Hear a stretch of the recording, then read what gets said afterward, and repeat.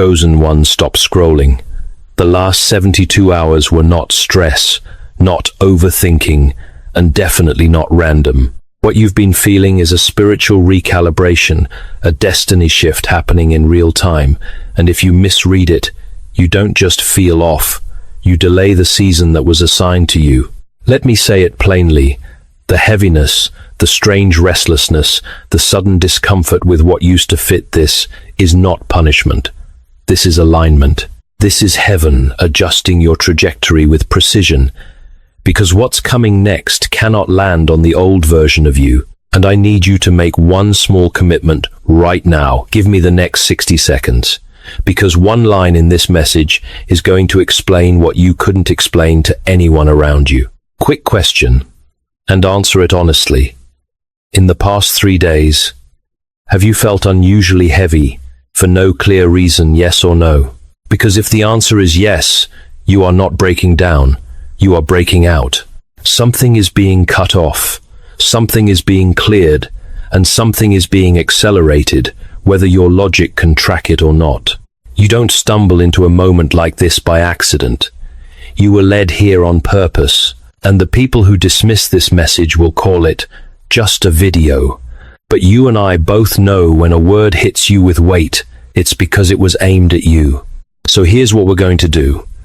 I'm going to show you why the doors have been closing, why certain connections have been fading, why your spirit has been uneasy even when your life looks fine, and how to respond so you don't miss the window that's opening right now. Now, if you receive this, comment 777 and declare, I will not miss my season. Then like this video, subscribe to the channel, and share it with one person you refuse to let sleep through their assignment. You've been interpreting this weight like it's a warning sign that you did something wrong, like heaven is disappointed with you, like you missed the turn, and now you're paying for it, but that's not what this is. This is alignment pressure. This is what it feels like when your inner world is being recalibrated to match a future your old mindset couldn't carry. Scripture doesn't describe transformation as comfortable. It calls it renewal. Do not be conformed to this world, but be transformed by the renewing of your mind. Romans 12:2. That means the battle you're feeling isn't proof you're failing, it's proof you're changing. And if you felt detached from what used to excite you, if conversations feel shallow, if your spirit has been restless even when your life looks fine on paper, that's not you falling apart. That's you outgrowing the old room. If anyone is in Christ, he is a new creation. The old has passed away. Behold, the new has come. 2 Corinthians 5:17. Notice the order.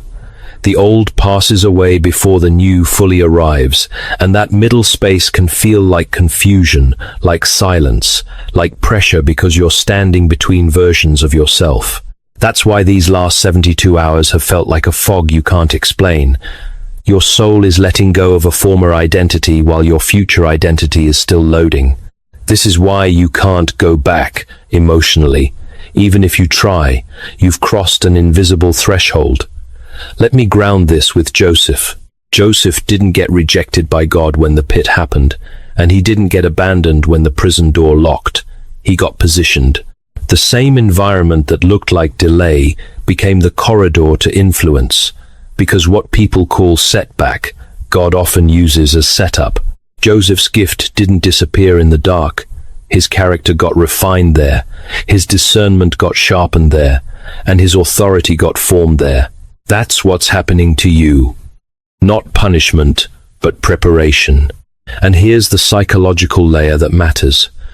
When you can't name what you feel, you start blaming yourself for it. You start thinking, maybe I'm unstable, maybe I'm not spiritual enough, maybe I'm doing something wrong. No, your nervous system is reacting to a shift because leaving the familiar always triggers discomfort, even when the familiar was limiting you. This is why you feel tension. The old patterns want certainty, but the new season requires trust. And this is where C.S. Lewis quietly exposes what's really going on inside you. In Mere Christianity, he argues that if you find in yourself a desire that no earthly thing can satisfy, the most probable explanation is that you were made for another world. In other words, the ache in you isn't proof you're broken. It can be evidence you were designed for more than what you've been tolerating. So if your spirit has been hungry, restless, unable to settle for almost, that is not a character flaw. That is a calling signal. Now I want a small commitment. Don't overthink it. Just do it. Whisper, I am being aligned, not abandoned.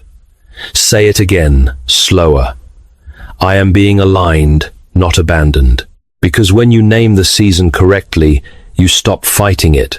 And when you stop fighting it, you finally see what it's been trying to produce in you.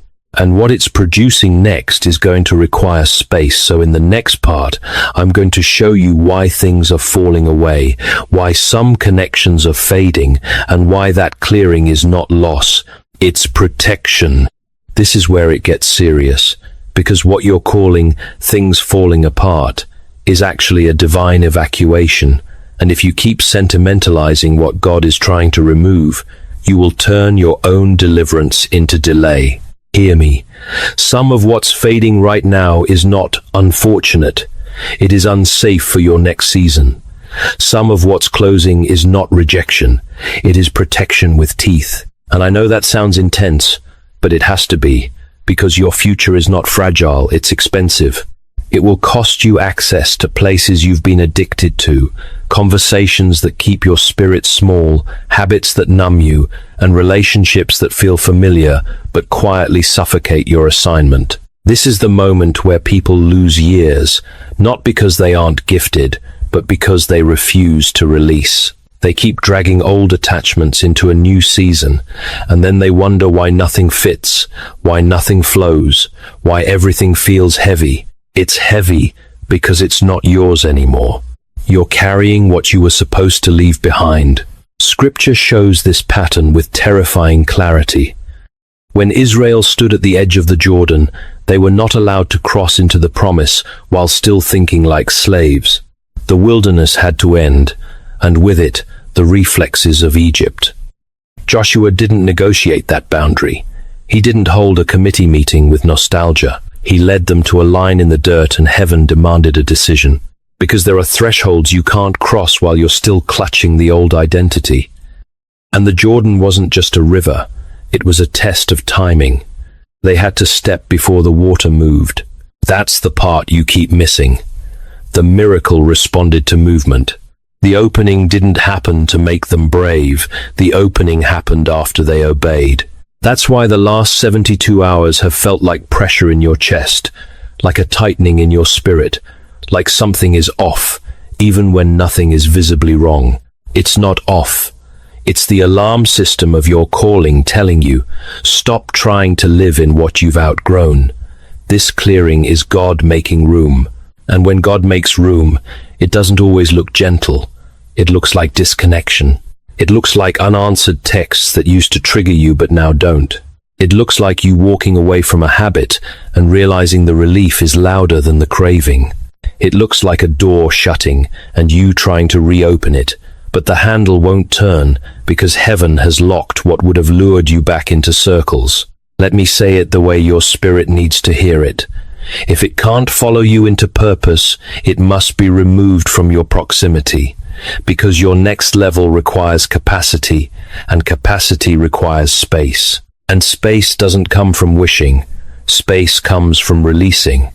This is why you're feeling lonely in rooms that used to feel full. Your spirit is no longer fed by what once entertained you. This is why you're feeling irritated by conversations you used to tolerate. Your discernment is waking up. This is why you feel like you're standing between worlds, because you are. And if you don't treat this moment with seriousness, you will rebuild what God just tore down, and then you'll call it a second chance, when it's actually a second trap.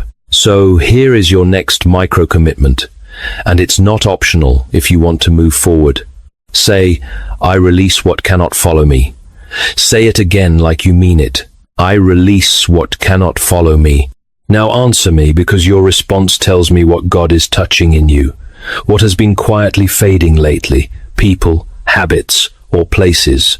Comment one word: people, habits, or places. And stay with me, because in the next part, I'm going to expose the hidden engine that keeps trying to drag you back, striving, proving, performing so you can finally breathe and move like someone who's truly called. What's happening to you right now is not just external change, it's internal surgery. Because God is not merely trying to move you into a new environment, He's trying to remove an old engine that has been powering your life for too long, striving. And you need to treat this as urgent, because striving is the most dangerous counterfeit of spiritual hunger. It looks productive, it looks disciplined, it even looks responsible. But underneath it, it's often fear wearing a suit, fear of being unseen, fear of not being enough, fear that if you stop pushing, everything will collapse.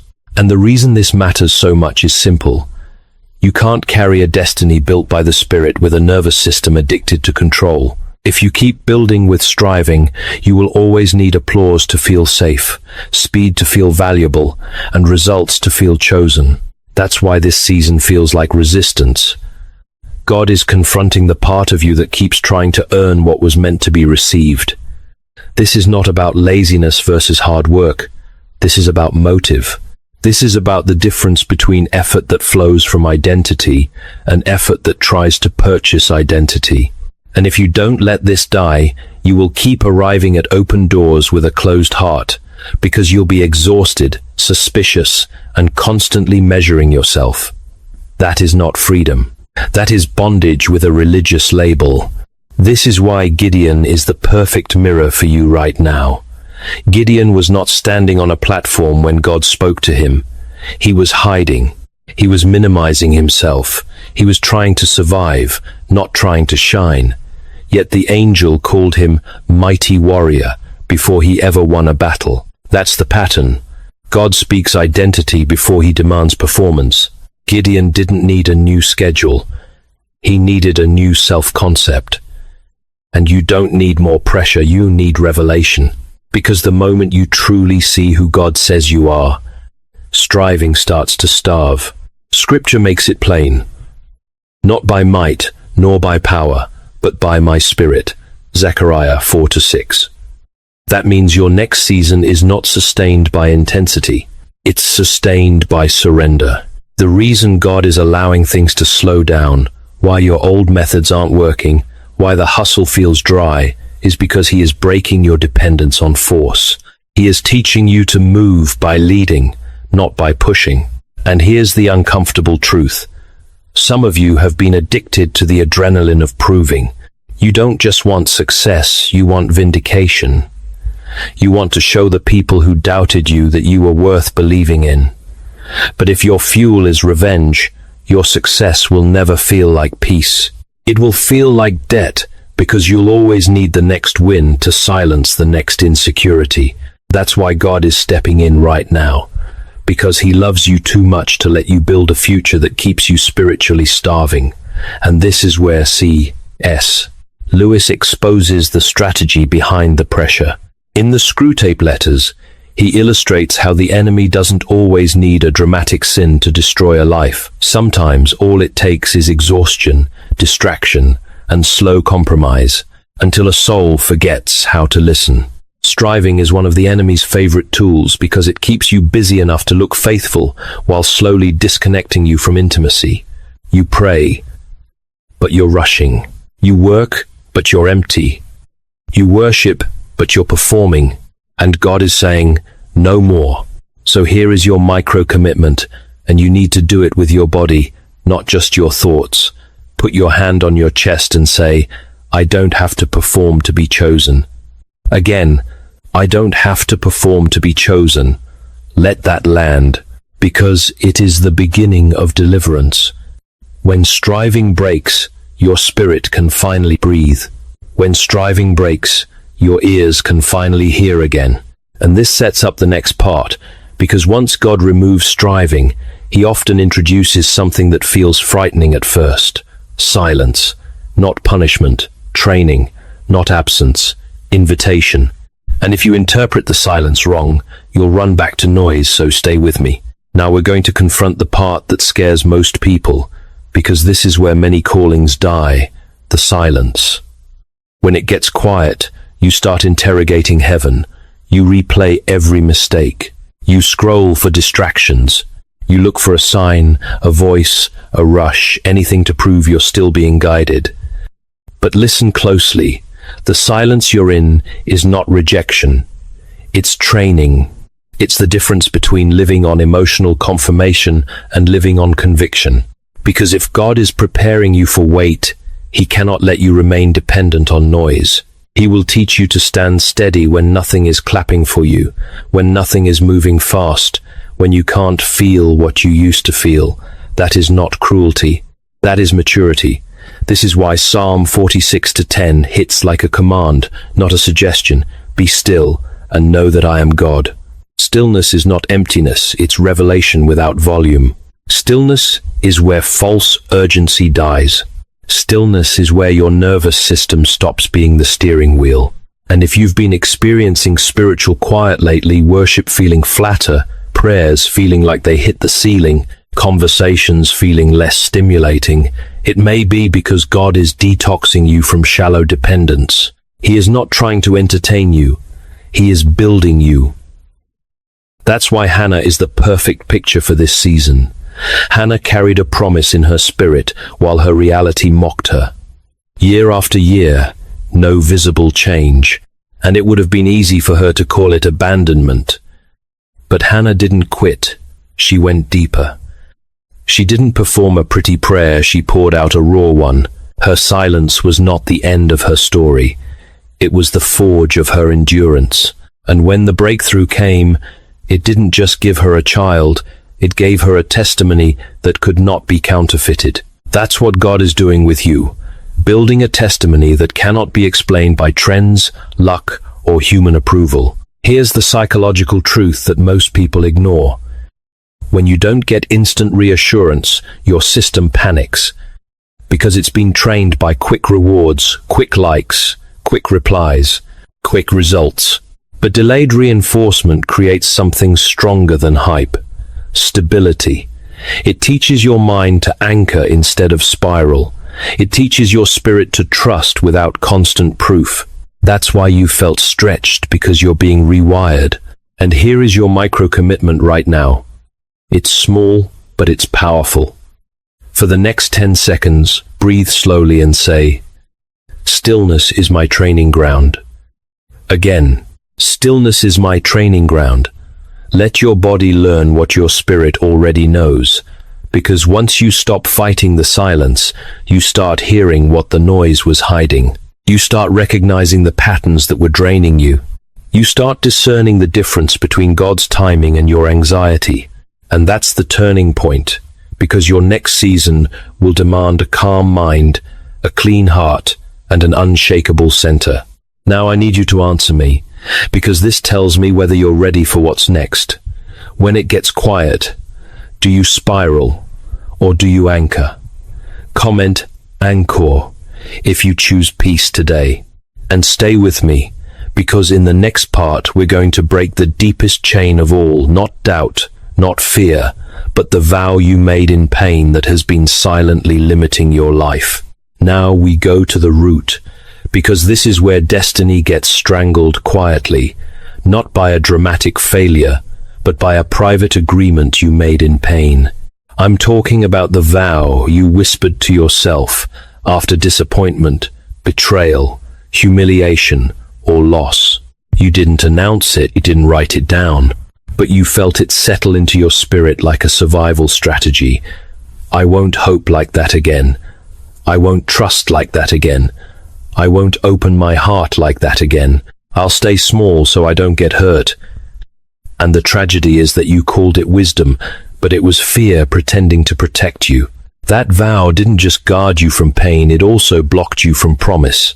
Because you cannot receive a new season with an inner contract that says, "I refuse to risk."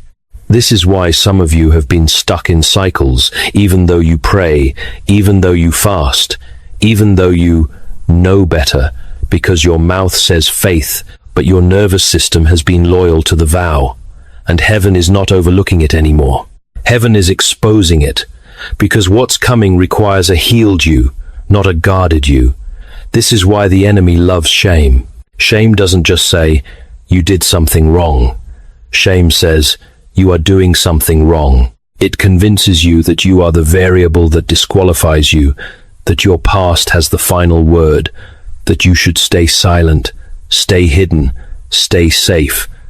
But that's not the voice of God. The Lord is near to the broken-hearted and saves the crushed in spirit. Psalm 34-18. Near, not disgusted, not distant, near. And here's where Esther steps into your story with holy urgency. Esther had every reason to stay quiet. She had comfort, security, a position that could have kept her protected. But there came a moment when hiding was no longer neutral, it became costly. Mordecai's message wasn't gentle, it was a spiritual alarm. If you stay silent now, you will miss what you were positioned for. And who knows whether you have not come to the kingdom for such a time as this. Esther 4:14. That is a mirror for you. There is a such a time as this hovering over your life right now, and the vow you made in pain is trying to keep you from showing up for it. This is also why Job matters not as a threat, but as a revelation of what pain can do to a human mouth. In the depths, Job spoke from torment, and later his posture shifted into humility and restoration. The lesson isn't, don't feel. The lesson is this: pain will try to recruit your words. Pain will try to make you prophesy smallness over your own future. Pain will try to make you announce a ceiling and call it maturity. But your words are not neutral, they are agreements. And if you want alignment, you must cancel the wrong agreements. This is where C.S. Lewis becomes surgical. In The Problem of Pain, he describes pain as something that can function like a megaphone to awaken a deaf world. In other words, pain doesn't have to be your prison. It can become your wake-up call. And right now, the pain you survived is not being used to shame you. It's being used to expose the vow you made so it can finally be broken. So here is your micro-commitment, and I need you to do it with your voice, because silence is how these vows survive. Say, I renounce the vow I made in pain. Again, with authority, I renounce the vow I made in pain. Now say this, I cancel my agreement with shame. And one more, I am safe enough to obey. Feel the shift, because when that vow breaks, you stop living like you need permission to move. You stop waiting for the perfect sign, the perfect feeling, the perfect guarantee. You stop negotiating with fear. And in the next part, I'm going to show you the line that separates people who stay stuck from people who step into acceleration, because your next season will not require certainty. It will require movement. Here's the line you have to cross. And I'm going to say it in a way that cuts through every excuse. If you keep waiting for certainty, you will keep living in delay. Not because God is withholding, but because fear has disguised itself as wisdom in your mind. You tell yourself you're being careful, you're being strategic, you're being patient, but underneath it, there's often one hidden demand your soul keeps making. Prove it first, and then I'll obey. And that demand sounds reasonable until you realize it is the opposite of faith. Faith is not the reward you get after evidence. Faith is the movement you choose before evidence. Now, faith is the substance of things hoped for, the evidence of things not seen. Hebrews 11:1. Notice what that means. You won't always feel ready. You won't always see the full picture, and you won't always have confirmation in your emotions, but you will have a call, and the call is enough. This is why some of you have been stuck in the same circle for years while still calling it preparation. You keep collecting information, waiting for conditions to be perfect, trying to eliminate risk, yet your spirit has been screaming that the season is already shifting. The tragedy isn't that you don't have potential, it's that you keep postponing obedience until it becomes numbness. You don't need more signs. You need a decision. And if that sounds intense, it's because the stakes are real. Your next season will not accommodate half steps. It requires forward motion. That's why the story of Jonathan and his armor-bearer is so dangerous in the best way. Jonathan didn't stand around demanding a guaranteed outcome. He didn't say, "Let's wait until the odds look better." He said something that exposes the true nature of courage. "Come, let us go over. It may be that the Lord will work for us, for nothing can hinder the Lord." 1 Samuel 14. Do you hear it? It may be. Not certainty, not control, not perfect clarity, just a willingness to move while still human. And the armor-bearer answered with the kind of loyalty your own faith needs to give you right now. "Do all that is in your heart. I am with you." That is what alignment looks like, your spirit and your decision walking together, even when your feelings are still catching up. This is the moment you stop demanding a guarantee and start practicing obedience. Because obedience is the bridge between your current reality and your future assignment. And I'm not talking about reckless impulse. I'm talking about the next right step you already know you've been avoiding. The call you keep postponing, the conversation you keep delaying, the habit you keep excusing, the door you keep standing in front of without turning the handle. The uncomfortable move you keep labeling later. Later is not always patience. Sometimes later is fear in disguise. So, here is your micro-commitment, and I need you to say it. Like you're choosing a new identity. I move before I see. Again, with conviction. I move before I see. Now add this. Obedience is my acceleration. Because the moment you stop waiting for certainty, momentum returns, clarity returns, strength returns. And in the next part, I'm going to show you the signs that prove you're entering your next season, so you stop interpreting the pressure as a problem and start recognizing it as proof. You need to stop treating what you're experiencing like a breakdown, because what you're describing has a pattern, and that pattern is a signal. When God is transitioning you into a new season, there are markers quiet but undeniable like fingerprints on the atmosphere. And once you recognize them, you stop panicking, you stop second-guessing, and you stop running back to what's familiar just because it's familiar. Let me give you the signs, not as theories, but as spiritual evidence you can test against your own life right now. First sign, what used to satisfy you feels strangely dull, not because you're ungrateful, but because your appetite is changing.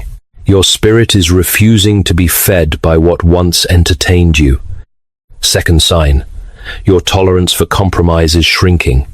Things you used to excuse now irritate you. Your conscience feels louder.